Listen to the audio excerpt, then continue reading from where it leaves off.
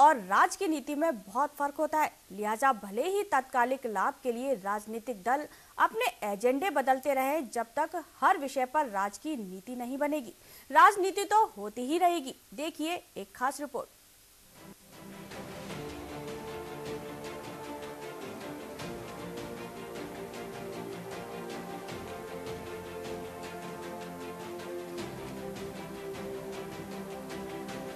व्यवस्थाएं नीतियों, नियमों और परंपराओं से नियंत्रित होती हैं, तो सकारात्मक परिणाम देती हैं। इसके उलट वही व्यवस्था नकारात्मक असर भी दिखाती है, अब चाहे वो आर्थिक, धार्मिक और सामाजिक हो या फिर राजनीतिक।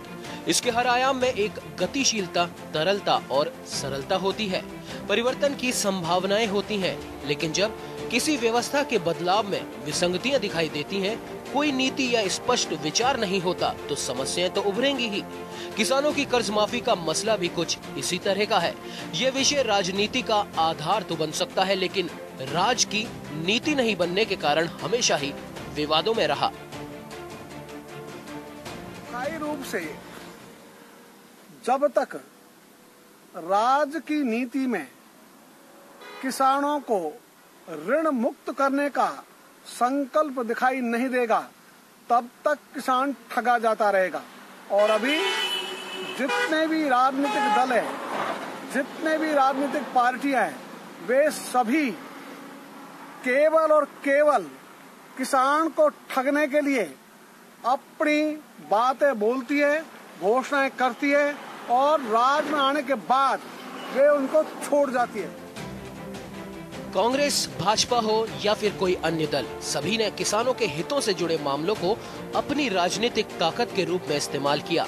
आजादी के बाद से सभी सरकारों ने जय जवान जय किसान का नारा बुलंद करते हुए सरकारें तो बनाई, बिगाड़ी और हालत तो यहाँ तक पहुँची कि आलू, प्याज और टमाटर सरकारों की जीवंतता के लिए प्राणवायु बनकर कभी हलक में अटक गया तो कभी उसे निगल लिया गया। लेकिन अफसोस इस बात का रहा कि आज तक किसानों की उपज का उचित मूल्य न मिलने के कारण वे कभी उसे सड़कों पर बिखेर कर सरकार की नीतियों का विरोध करते हैं, तो कभी आत्महत्या कर ईश्वर की बनाई व्यवस्था को चुनौती देते हैं। लेकिन विडंबना तो ये है कि आज तक देश भर में किसानों की समस्याओं के निराकरण के लिए राज की नीति ही नहीं बन सकी। कोई ऐसी व्यवस्था विकसित ही नहीं हो पाई जिसके आधार पर कोई भी सरकार राज की नीति का पालन करते हुए उनके हितों के बारे में निर्णय कर सके।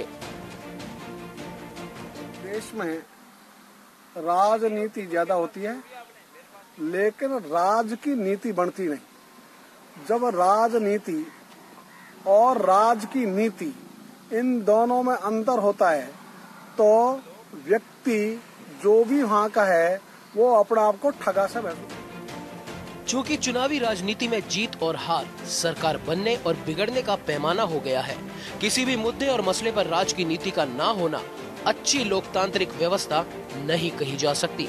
ऐसे में सरकार चाहे किसी भी दल की बने, एक बार विपक्ष के साथ मिलकर बैठकर किसानों के बारे में हो या फिर शिक्षा, चिकित्सा, उद्योग, व्यापार और व्यवसाय या फिर अन्य विषय, सभी विषयों पर राज की नीति बन जाए तो फिर हर सरकार उस पर अमल करेगी।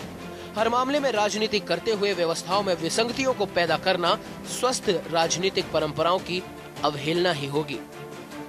न्यूज इंडिया के लिए जयपुर से रमेश पुरोहित की रिपोर्ट।